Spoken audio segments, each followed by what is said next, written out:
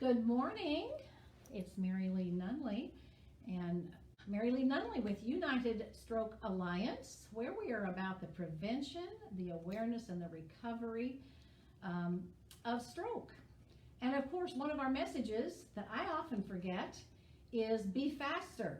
That's our message for everyone to know, to be faster. And that means when someone is having a stroke, they could be off balance for the B. They could be having something really strange with their eyes, like a window shade closing or vision narrowing. F, droop in the face. A, they can't hold their arms up. One arm or the other or both won't work. S is for speech. Often my husband lost his speech and he was gibberish. T is time. Time is brain. We lose many, 1.9 million brain cells per minute during a stroke. And the ER means this is an emergency, so respond as if it's an emergency and call 911. And why would we call 911 when somebody can drive us to the hospital? So that the stroke team is waiting by the door. The EMTs have done their assessment and they have an IV already started. And when you get to the hospital, you can zip right on in, get a CT, and see if there is actually a stroke and get early treatment. So we're all about be faster here at United Stroke Alliance. And this morning I have with me Jenny Gibbs, who is our resident horticulturist. And the last couple of times we've been in the garden, but it's about 40 degrees here in, let's see, what is it? Oh, it's 46 now in Illinois, and it's been wet, and there's not much to see at the garden. So Jenny is going to enlighten us all with things to be thinking about in the fall from her, how many years, Jenny? A whole bunch. A whole bunch of years as a horticulturist, a whole bunch. 40. Here's Jenny Gibbs. Good morning, everybody. So glad to see you. Actually, I'm not seeing you, but anyway. Glad to be here. Yeah, be here. Yeah, how's that? So, getting ready, getting your garden and your lawn and everything all ready for winter. Because while we're still having some nice days to get it done, you'll be glad come springtime that you did this preparation for then. And of all of these, Mary Lee was telling me this morning about getting her lawn aerated, and that is number one. Sorry, these are backwards. No, they're not backwards. Oh, they're okay now. Okay, They're okay good. now. It's not backwards. I fixed it. So lawn is the first thing we'll talk about, and how appropriate that Mary Lee was telling me that she had her lawn aerated. How perfect for this time of year. And there's lots of good reason for the aeration, because through the year, the summer and all, your soil has become very compacted, and it's so hard for all those little grass roots to spread out and to grow when the soil is very compacted. You know, it doesn't have to be from traffic, from people walking on it, but it can be from watering and rain and all kinds of reasons your soil gets compacted. So having it aerated is a really good thing. And something a lot of people do at this time of year, which is kind of a no-no, is to mow it very, very short. That you want to leave more of that blade of grass on there. You can cut it a little bit shorter than you normally do, but the function of that blade of grass is to create food for the roots, which you want to do everything you can to encourage good root growth in this fall type of time. And when you have it aerated, it's a good time to put grass seed down and maybe even add a little soil conditioner, some peat, that type of thing, and get that raked back in. And in the thought of continuing your root growth in that, there's special fertilizers to use at this time called winterizers, and they will have, of the 3 numbers on the bag that stand for nitrogen, phosphorus, and potassium, the 2 last numbers should be the largest, because that's going to not only encourage good root growth here in the fall, but it will also give disease resistance and winter cold tolerance to it. So they can run faster and jump higher in the spring. Okay. So it's important to get those leaves off. If you live in an oak hickory forest like I do, we dread the fall because of, the leaves getting about that tall in the yard. So make sure that you've got all the leaf litter and branches and things off for the winter. But you can add a cool weather grass seed at this time, and that'll be helpful. Now, hopefully, if, as cold as it's been at night, if you have houseplants or tropicals out on your patio or deck, I hope you have brought those inside now. And that's here in the Midwest. We have Yes, somebody from true. Texas watching us right now. Oh, well, so they don't care then. They'll care in another month or 6 weeks. Probably so. Okay, Yeah. all right. Kind And of if you're the- from Arizona, just enjoy our smiles. Yeah, and our envy, yes. And if you are north of here, you should have gotten them in the house 2 or 3 weeks ago. Probably. But the gateway number for that is when the nights are getting down to about 50, 55. Okay. And anything lower than that, you're going to get damage from them. Even just one night. I go out and throw a sheet over some of mine. But what about, now I've just planted my mums. This is personal. Mhm. My mums, or they're just in pots. Mhm. Do they need to be covered too? Or they're more cold tolerant? They're very cold tolerant. Mine have been okay so far, but if it's going to get down Sunday night is supposed to be really cold. I would go out and throw, a pillowcase or something, Yeah. over them rather than plastic, because the plastic tends to freeze them and hold to the flowers and freeze them. So something cloth would be better. And that'll hold, there's still warmth in the ground, so that'll hold that warmth in for them. So bring those tropicals and houseplants in. Anything you want to keep going for a while, if you've got some nice annuals out, go ahead and throw a cloth over them. All right, so now let's talk about in-ground flower beds. All right, flower beds that you've worked so hard on, you put a lot of effort and money into your annuals, and they've been beautiful this year, haven't they? Yeah, they've done really, really well because we've had rain at just the right times and all. So at this time, it's getting close to ripping out the annuals, maybe after you've collected some seed from those, from the ones that you really, really love. And I know it's hard to rip them out until after they've been frosted because you want to eke out every little bit of beauty and pleasure from them that you can, understandably. But you can collect those seeds in little envelopes, let them dry out, and then you can put them in a Ziploc bag. However, if they're hybrid plants, those new ones coming from those seeds might not look exactly like the parent plant, and that's a longer story. Maybe we'll do that this winter. Genetics 101. This is also a good time to dig and divide all of your perennials. They'll still have time, if you do it soon, to root in well, because the soil is like the perfect temperature right now for those plants to spread their roots out and get some good thick development of those. If you've got even daylilies or peonies and pretty much about any kind of perennial at this point, it would be good to go ahead and dig and divide and plant those as soon as you can and water them in well. Maybe a little bit of that fall fertilizer too that you've put on the grass would be helpful. Other perennials that you're leaving in the ground, you could be cutting back to about 2 inches. Pretty soon with all of your hostas, those will be getting yellow and kind of dying down. So you can cut those back to about 2 inches or so. I wouldn't cut down into the crown of them.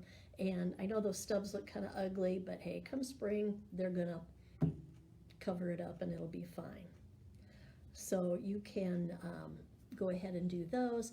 This is a good time not only for in your flower beds, but in your vegetable and fruit garden. And we just had my friend Dave Valulis from Southern California join. Oh, so good. We have all across the country. So Holy cow. we're kind of talking Midwest, Dave, but I know you can, well, he's a vegetarian, so he's all about the vegetables and fruits. All right, I don't know Go if this is a girl. pumpkin or a tomato, but Something. I envy your gardening there. But as I remarked, when I used to get Southern Living magazine and drool over all those beautiful flower beds and things in Southern Living, and they featured a lot of Southern California gardens that were awesome. But I think, us in the Midwest and North, we suffer more for our beauty of the gardening. We do. You know, you guys have it easy, don't you? Is it easy for you? No. So it's time to start ripping out those old vegetable plants and fruit plants like peppers and tomatoes. And if you've got a chipper or a composter, that's a really good thing to have. If you have something that's been diseased, however, you don't want to put that in your compost for next year, because a lot of times those disease spores will overwinter in your compost, and then when you spread it out on the garden again, you're spreading all that disease on it. And insect-wise, you know, a lot of the insects will lay eggs that can overwinter in your compost and be spread back on again, but you can worry about that in the spring. A thing that has come up recently with our concern about pollinators is if people burn the things that they pull out of their garden and flower beds, is that there's a lot of the pollinators that are overwintering as either cocoons or eggs, that type of thing. And so you want to kind of be careful about what you're burning, that type of thing. But you can make some really fabulous compost out of, you know, if you've left those pumpkins in the garden and they've frozen and they turn to mush, just kind of turn them into the soil and it'll make great compost and improve the tilth of your soil, so to speak. So next we have trees and shrubs. Didn't have time to draw a picture for that, sorry. Once again, that fall fertilizer would be really, really good for your trees and shrubs at this time. And a lot of areas get good rain for the fall, but if you're not getting good rain, you should make sure that all these trees and shrubs are watered in well for the fall, especially before the soil freezes, because those roots are still going to be growing in this fall, and oftentimes we get like a January or February thaw, and that's a good time to add water, especially to your evergreens and your broadleaf evergreens, such as rhododendrons and azaleas and boxwoods, because they can get really dried out at that time of year. So give them a good drink going into the winter, and if there's a thaw in January or February, give them another good drink. And those of you watching, if there's any questions you have, go ahead and post them and I'll bring them up with Jenny at the end. I just wanted to remind those that maybe jumped on a little bit later. So feel free to throw a question this way and we'll answer it at the end. Very good. Sorry, Jenny, go right ahead. You are perfectly fine. I'm glad. I hope we have some questions and comments. So leaf removal. Some of you don't have a problem with this. I have a big, big problem. Next home I live in is going to be in a pine forest. Of course, then I'll have pine needles to rake.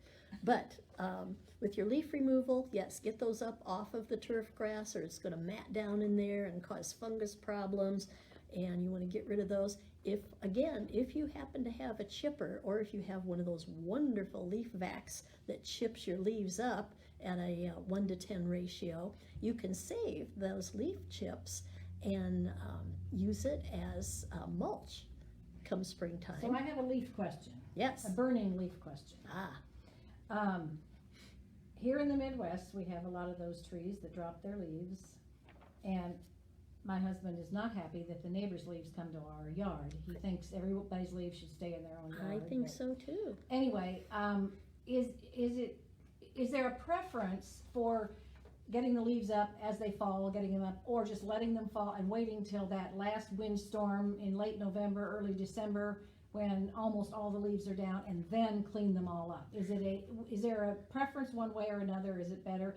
I know they need to be off the grass, and we always have them off the grass, but do we fuss with them every week, or do we wait and just have a big old deal? It depends on your experience with how many leaves and what kind you have. A lot of those maple leaves will curl up and blow away easily on their own, or they break down quickly. Maple leaves aren't very thick, and they're not as heavy as those oak leaves are. You know, oak leaves, when they fall down, they're like parchment. They're so thick and heavy. heavy. They don't fall down till February. I know, some of them, half of them do, so you're raking all the time. But At my house, we have to keep up with it ahead of time, or else they'd be 4 feet deep. At your house, if you see that there's not a huge amount, you know, and of course it's going to rain, it's going to smash them down into the grass. So if you don't have a whole bunch, I'd wait until most of them are down and save yourself some agony. So, That's my plan, but I wanted to be sure it was a good one. yes, yes. So people ask about cutting back their roses and maybe their hydrangeas also. If you've got those wonderful new hybrid roses that aren't grafted type, you don't have to worry about cutting those back or even so much covering them. But if you have the old-fashioned hybrid tea roses or the climbing roses, those will need to be cut back by about 1/3. And where that root graft is, you can see there's like a little ball and there's roots here and then stems coming out there. That's a very tender area for roses. So if you can take some of those leaves that you've mulched up, or just buy a bag of mulch of some kind and pile it up over that root graft area to about 6 inches or so, and that will help protect that graft from getting frozen solid. And I know people like the rose cones. I haven't seen those so much in recent years, but they tend to turn into little greenhouses and when the sun is out and cook the roses. Don't want to do that. So, and there's different hydrangeas that need some mulching and help, and you can go ahead and cut back the dead flowers of those right now and get rid of those. But there are some of the hydrangeas that are kind of marginally hardy, and you might want to look up what type you have. If you've got the lace cap style of hydrangea, you might want to pile up some mulch around the roots of those to protect those. So, tree pruning, I know you asked about that earlier, I did. Mary Lee. About any tree can be pruned in its dormancy. Once things have frozen, the leaves have fallen off, and the sap has stopped running, is an okay time to go ahead and prune your trees. Try to not prune back more than 1/3 of the total wood on them at a time. Prune at an angle right above where a branch comes out. So it might be best to kind of look that up or ask a professional about the best part of that. If you prune in some earlier time when the sap is still running in the tree, that could cause some disease and insect problems, and maybe that's a subject for another day. We could do a whole one of these on pruning. Pruning 101. Yes, exactly. Might even be 110. So, but go ahead, and anything that's got dead blooms on it now, you can go ahead and cut those off, and that would be best for that. It's a good time for cleaning and sharpening your tools It is. so that they'll be all ready to go come spring. Or call the tree company that brings their sharp tools and does it for you. That's right. Ooh, very good idea. Exactly. Some people, some of the most successful older gardeners, experienced ones, take and clean their shovels and rakes and things, and especially their shovels, big shovels and little hand trowels and hand tools, and they stick them in a bucket of sand that they've poured oil in. And they stay unrusty, or they don't get rusted. And that's a good place to have them. So that's a thought after you've cleaned them. So We're just learning a lot today, Jan. all kinds of fun things. Say this, each one of these is there a an whole. extra charge for this? No, I don't know. Am I running over time? Oh, no, you're fine on time. Oh, okay. You're fine on time. I'm glad to do that. No, you're fine. So, but come springtime, all this fall preparation, you'll be so glad that you did it. You will call yourself blessed come springtime for doing this. And the main thing you will bless yourself or others for is planting bulbs at this time. I'm going back to the trimming because okay. this is personal. Mm-hmm. What about shrubs? Are they the same rule as trees for shrubs? Kind of. They can be pruned in the dormant time, but a general rule of thumb for shrubs during the growing season is to prune them immediately after they're done blooming, because some shrubs bloom on old wood and some bloom on new wood. And if you prune those too early in the spring, you may be cutting off your developing little buds and you're not going to get any flowers. Some people will say, You know, I prune my plant perfectly, I fertilize it, I do everything for it, and it's never bloomed. Well, you may be cutting off, and you can't even see those little buds yet that are inside the twigs. Okay. So, Thank you. Sorry for that interruption. I'm sure everyone is so happy to get that information, no doubt. So, but the bulb thing, I mean, who doesn't love? Did you sign that? Oh, thank you. Yes, bulbs. I love your signs. I can talk a lot better than I can draw. These were kind of last minute little things. So tulips. Everybody thinks tulips. If you live in an area where you have deer, you just don't bother with the tulips because the deer are going to clomp them off before they even start their blooming. But if you do have deer and you want success, daffodils, deer do not eat those. And any of the alliums that are, you know, they grow tall and they got the big purple or white or pink ball on the top of them, those are in the onion family, and deer do not like those. I don't know how many of you have deer problems, but you might want to be aware of that.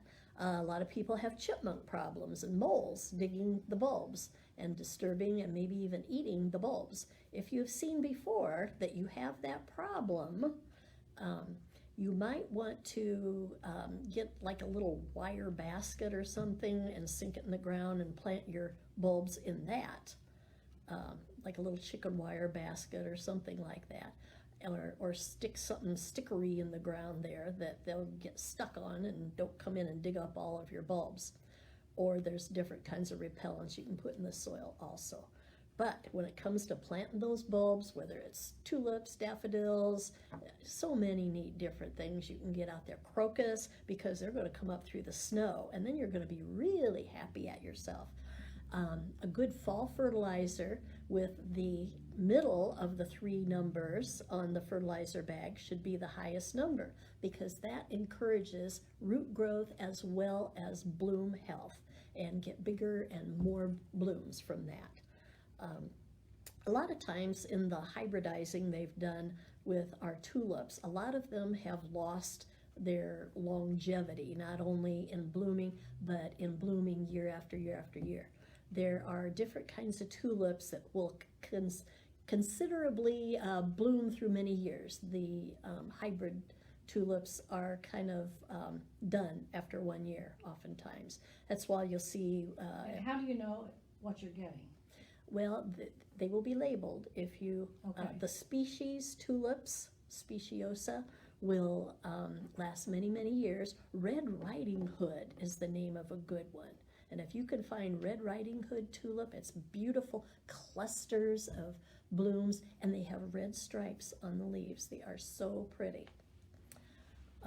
But as you plan, if you're going to plant a nice big bulb garden, you can look on the labels at the blooming time, early, middle, or late, and you could have continuous bloom for a couple of months even. So you can plan for that in your garden, and you know, you can plant little clusters of them here and there. I know a good tip for when you're planting your bulbs, especially if you're doing a bunch, get a bulb auger to put on your drill.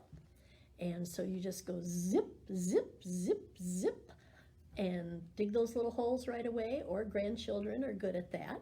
And you go ahead and put your bulb in there, and the recommendation for the depth of that hole is to be able to have twice the amount of soil on top of the bulb as the size of the bulb is. If you've got a 2-inch bulb, you'll want to have 4 inches of soil on top of that. They'll find their way up. And remember, pointy side up.